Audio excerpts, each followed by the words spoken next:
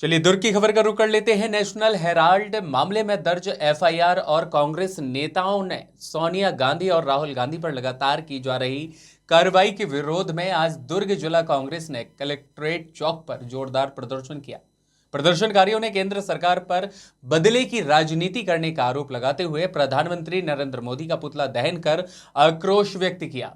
कांग्रेस कार्यकर्ताओं ने कहा कि नेशनल हेराल्ड केस में बार बार की जा रही ईडी, एसीबी और ईओडब्ल्यू की कार्रवाई विपक्ष को कमजोर करने की रणनीति का हिस्सा है।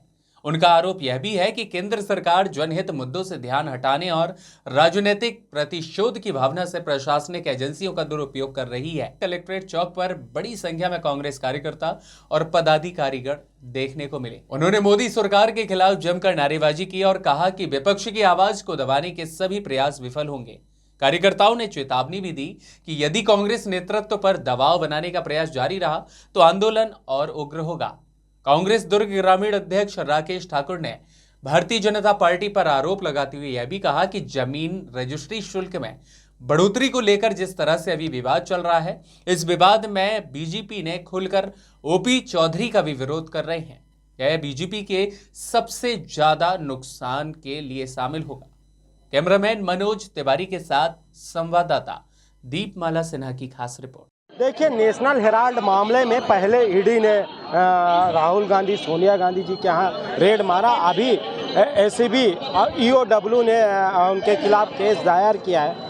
ये पुरानी जब कोई पत्रकार, कोई पेपर नहीं हुआ करता था तब का पेपर है और उस समय से सारी ऑडिट होते, सब चीज़ होते आए। लेकिन बदले की राजनीति नरेंद्र मोदी जी ने जो कर रहा है, उन्हें एक चीज ठान लिया, विपक्ष नहीं रहना चाहिए।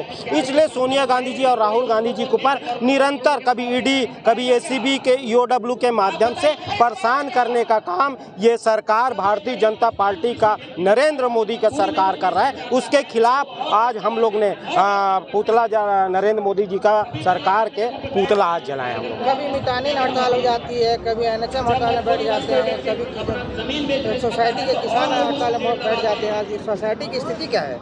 मैं आपको बता देना चाहता हूँ, ये सरकार, भारतीय जनता पार्टी का सरकार ऐसे सरकार है, आप एक वर्ग, मेरे को सिंगल वर्ग बता दीजिए जो खुश होगा। कोई वर्ग नहीं। अभी देख रहे हैं, अभी जो आंदोलन हो रहा है सामने, जो चक्का जाम के, उसमें 70% लोग भारतीय जनता पार्टी के अपने ही सरकार के खिलाफ विरोध में है। तो ऐसे सरकार का क्या लेंगे? इसमें मितानिन की बात करें, किसानों की बात करें, मजदूरों की बात करें, किसी की भी बात करें, चौधरी का खुद पुतला जला रहे हैं। यही चीज तो मैं बोल रहा हूँ, भारतीय जनता पार्टी के लोग पुतला जला रहे हैं।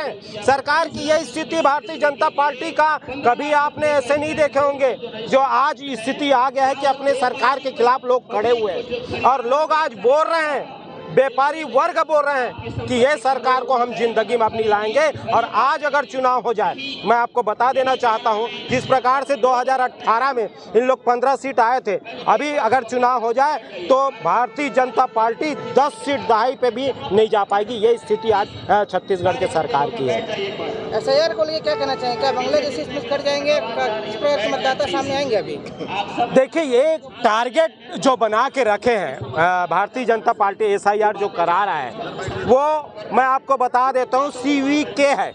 सीवीके का मतलब कांग्रेस वोट काटो, ये अभियान एसआईआर ये चला रहा है। इनका टारगेट ये है कि कांग्रेसी वोट को काट दो। इनका टारगेट हमारे छत्तीसगढ़ में दलित हो गया, आपका आदिवासी हो गया, आपका अल्पसंख्यक हो गया, इनके वोट को काटने का ये लिए एसआईआर ये छत्तीसगढ़ में चला रहे हैं।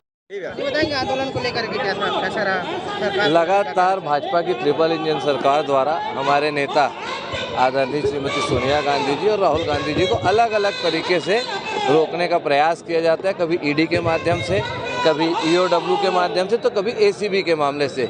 बहुत पुराना मामला है और बीच बीच में जनता के ध्यान को भटकाने के लिए ये सब मामले को लाया जा रहा है, क्योंकि जनता आज पूरी तरीके से परेशान है।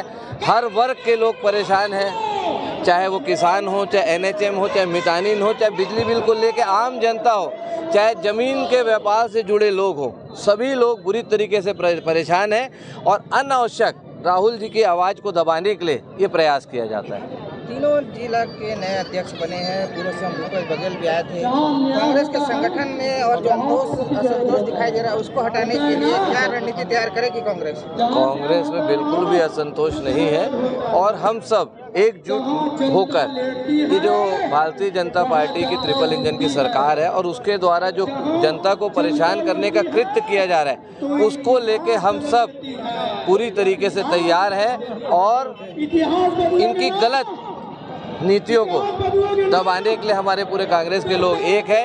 इनका मन चले तो ये किसी को हंसते हुए देखना भी पसंद नहीं करते। कैसे अगर कोई हंसता हुआ दिख रहा है तो उसको कैसे परेशान करे, उसका नया फार्मूला बनाने का काम भारतीय जनता पार्टी के लोग करते हैं।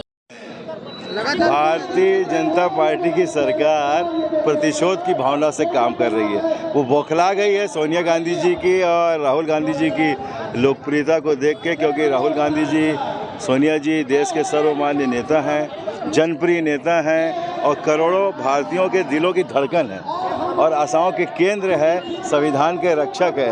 अब भारतीय जनता पार्टी अपनी एजेंसियों का दुरुपयोग कर रही है, चाहे ईडी, सीबीआई, पुलिस, उसके माध्यम से उन्होंने जो एफआईआर किया है वो उनकी उस मानसिकता को दर्शाता है कि हम हमसे कुछ नहीं है और दूसरों के ऊपर आरोप लगाते हैं। ये भारतीय जनता पार्टी का सिद्धांत है और हम उसका विरोध करते हैं और उसके विरोध स्वरूप आज हमने यहाँ पुतला दहन किया। जानकारी ये भी मिली है कि ग्रामीण क्षेत्र में विधायक जाने से कतरा रहे हैं, तो भाजपा के हैं। ग्रामीण क्षेत्र में काहे के लिए कतरा रहे हैं?